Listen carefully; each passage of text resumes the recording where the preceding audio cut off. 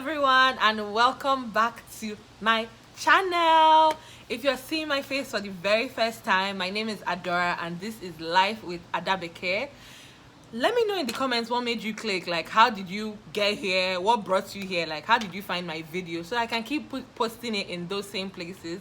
And if you're one of my returners, if you're coming back, hi, holla, welcome back. But no matter who you are, please make sure that you subscribe, you like, you share, comment, and just keep, loving my video. But on to today's issue.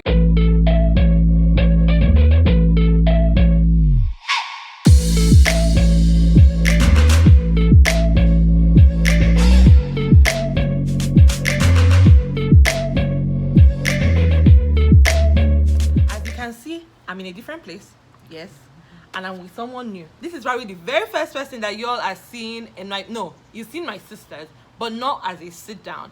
So person I have here with me is one of my friends from my MPH program. I mentioned in my very first video that I did my master's in public health out here in St. Louis, and he was also in the program with me, and I'll just give him a chance to introduce himself a little bit.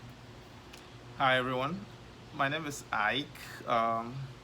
I'm a medical doctor and I met Adora while I was doing the MPH program at St. Louis University. It's been quite a journey. I guess you call me an IMG, International Medical Graduate, because I trained in Nigeria before coming over to this place. Yeah, so I wanted Ike to come on my channel because he has a very unique story, and I think it would be very, very important to share. So I'm an international student, but I actually did my undergrad here in the US, and I'm going to medical school here in the US. Ike, on the other hand, did, I would say, because is MBBS, right? So he did his undergrad and medical training in Nigeria, but did the MPH here and is doing his residency here in the US. And so I first question, what was your journey to residency like? Because you're starting residency now. So like, what has that journey been? Was it just that you came to the US, bam, residency? Well, what was it? That's you made mention of something about unique. I actually do not consider my journey as being unique. I actually think it's something that a lot of people who come here as international medical grads end up going through. Mm-hmm. I trained in the University of Port Harcourt. Uniport people, hi. Yeah, and that was one of the best medical schools in Nigeria, at least when I signed up for that.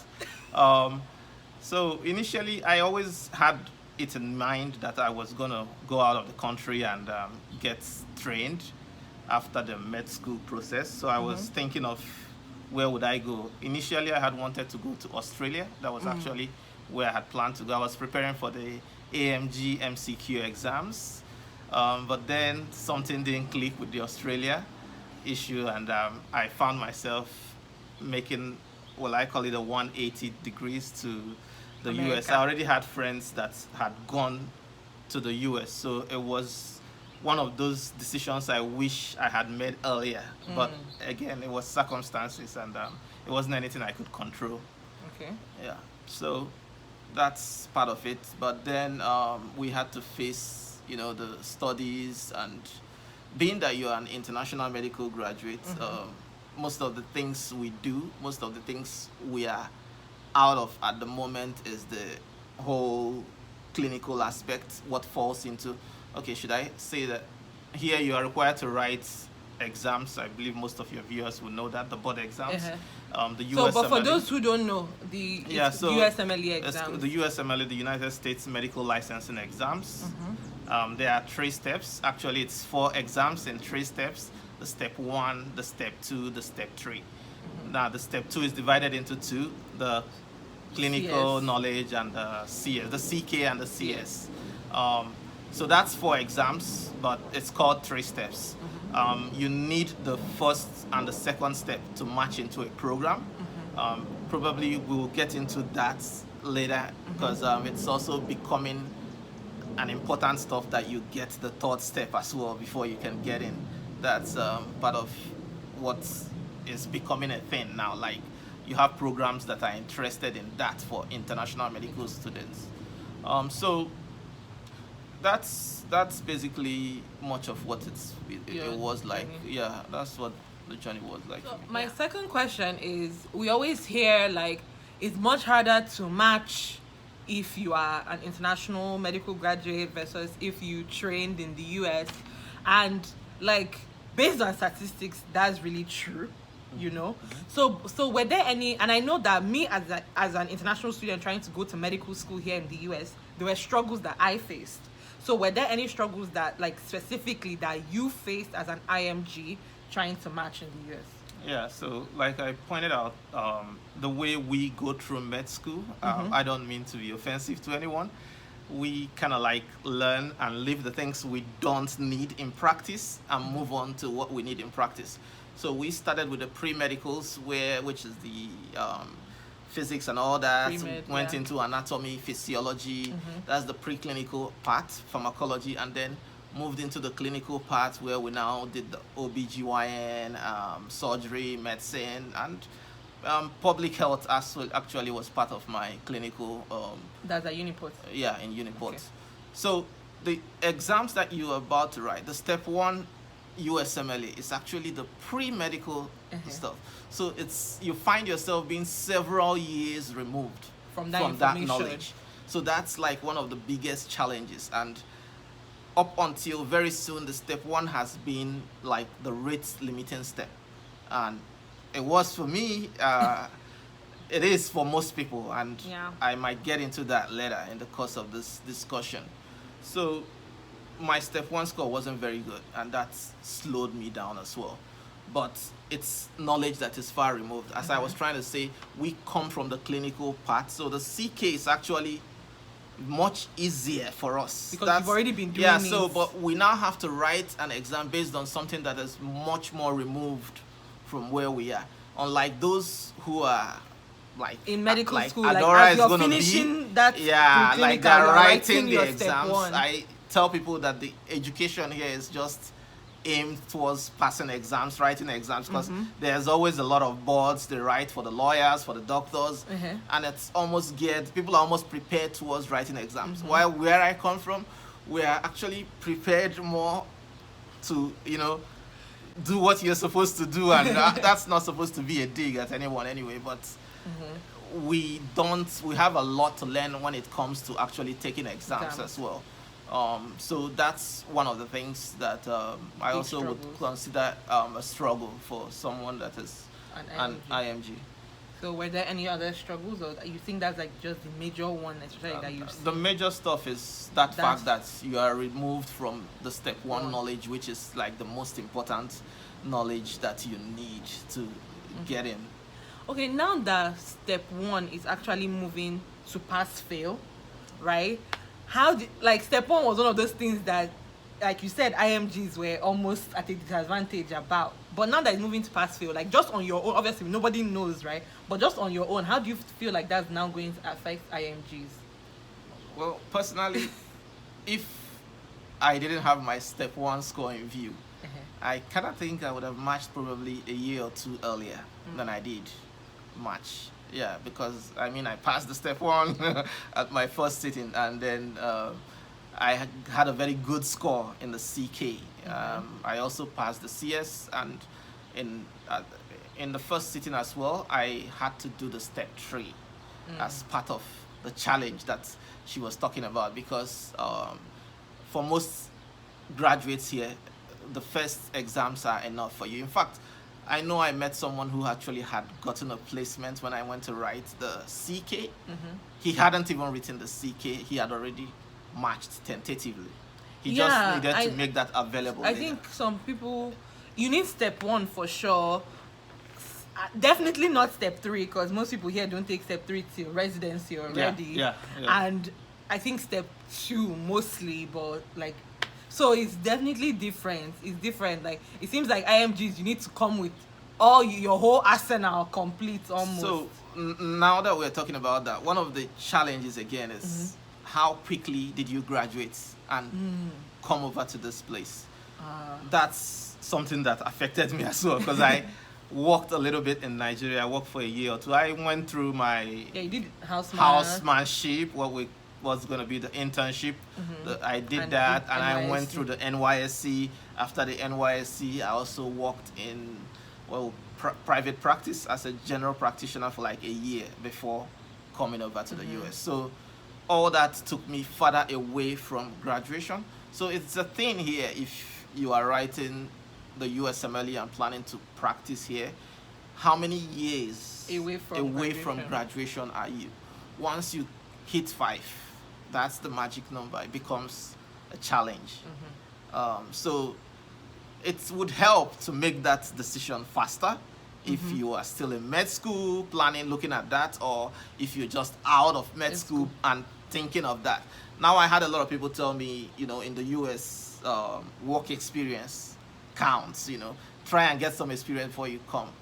It doesn't count for doctors. Don't take that to heart. You don't need the work experience. Just read, prepare for your steps, and write them and come over. That's if you want to practice here. That's better for you. That saves you time. What you've told me before is that there are some step exams that you can write in like Nigeria, and then there are some that you actually have to be in the US to be able to take. Well, how does that affect things? Well, you technically you can say write in Nigeria, but actually it's written in Ghana. Okay. And you know what I mean, out of the US. The step 1 exam is written in Ghana. I think the step 2 CK can also be written in Ghana and some other countries.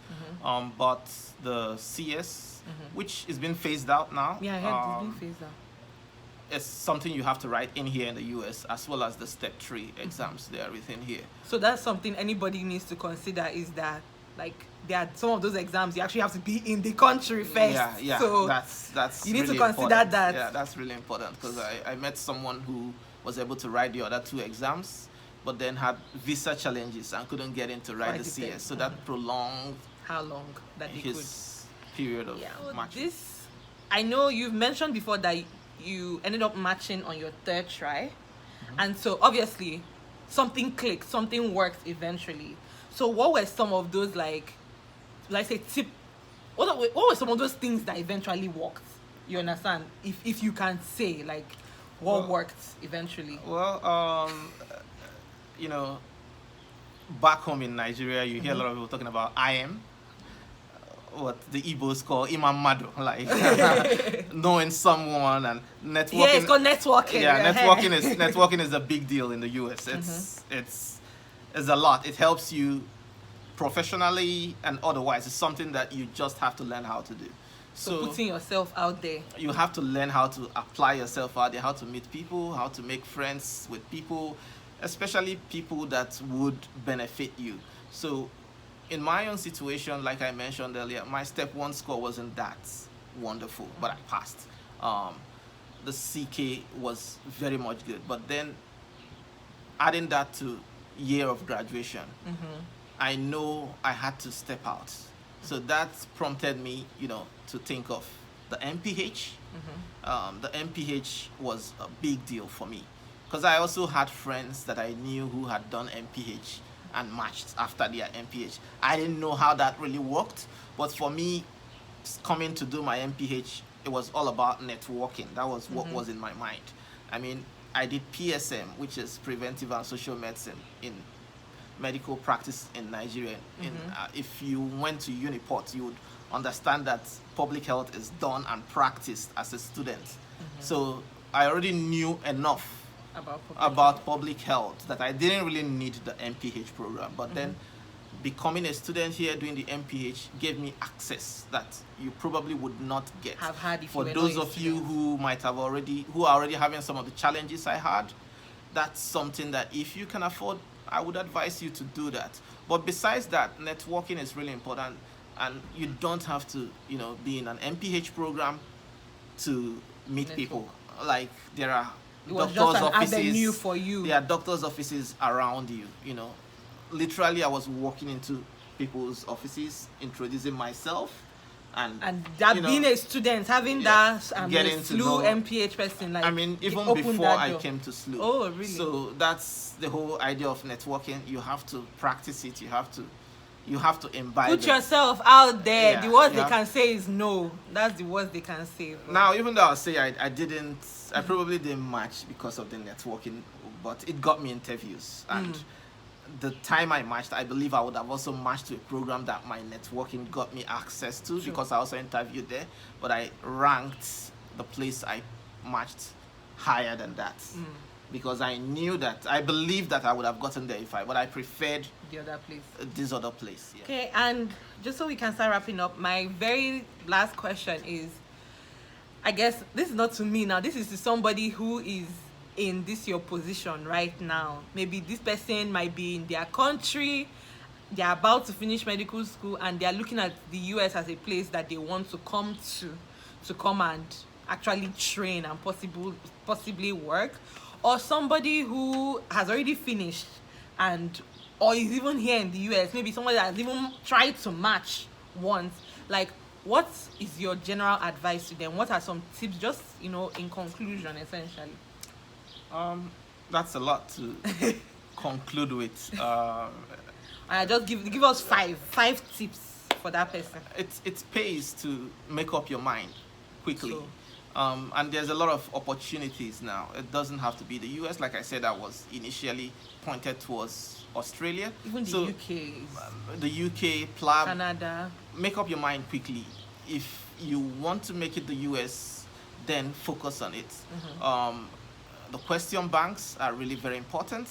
Get them early. Start doing the questions.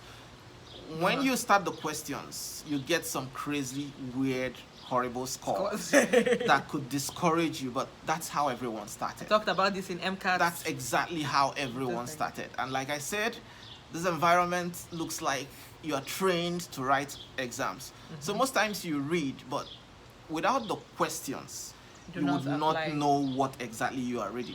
You are reading and getting knowledge, but you don't know the questions unless you start answering the questions. So get a question bank immediately if you've decided that you are going to do this, and start. You could consider how you could order your steps. Presently now, I believe from next year, the step one won't be that much, but I caution everyone, even though it might be a pass and fail, it's also possible that there might be other things that could be looked out, because your transcripts are sent to the programs about that. So still treat it as if it were being scored, and you should give it know the same that, energy. Yeah, the energy, you need the focus. Basically, you have to up your game. Most of us don't know how to, socialize with people. Some people don't have, some people have accents, they don't even speak the English very well, so it's hard. It doesn't really matter. That doesn't matter. People don't really care if you have an accent or not. Your personality is what shines through. Luckily for me, I was the director of socials when I was in Port Harcourt, so I had already gotten some training with all that stuff. But at the end of the day, it's just what it is. If you need help, you have to let people know that you need help, and that's so. In conclusion, it's not something that you cannot do, even if you've written your scores and you didn't get a good step one score. I'm here. If I'm here, you can be. You can be. I got a bad step one score, as bad as it gets. I just don't want to reveal it here. That's but okay. It's as bad as it gets. So you can actually match. You have to put in more efforts at the steps remaining, and you must be focused. I always believe that, hard work pays, and it's about direction. If you're sure this is what you want, then go for it. You can get it. So you heard it here, folks, from Uncle Ike. If you're sure this is what you want, you can get it, okay? So for everybody who is watching, if you know anybody who is in this situation, of course, send the video to them. My whole goal on this channel is to dispel some secrecy, you understand, around some of these processes, to make it so that you know what is happening, you hear from other people, you see how their journeys went, and know that you're not alone. You're not the only person who is experiencing, you're not the only person with a bad step one score, you're not the person that is far removed from, being in medicine, at least, for a while, from being out of school. There are people like you going through the same thing, and they matched, they succeeded. So there's no reason why you shouldn't as well. Yeah, and I'm big in the aspect of removing the secrecy. I know a lot of us, especially the med school people, the doctors, the medical hide students, things. we tend to hide things, and that's why I'm here. Like, I'm anti that kind of lifestyle. So in fact, if you have any questions, you can drop your questions in the comment section. He will be there. Should just let me know, and I will respond to those questions as directly. well. But thank you all so much. As usual, just continue to subscribe, like, comment, share, and you will see me in my next video. Okay? Bye.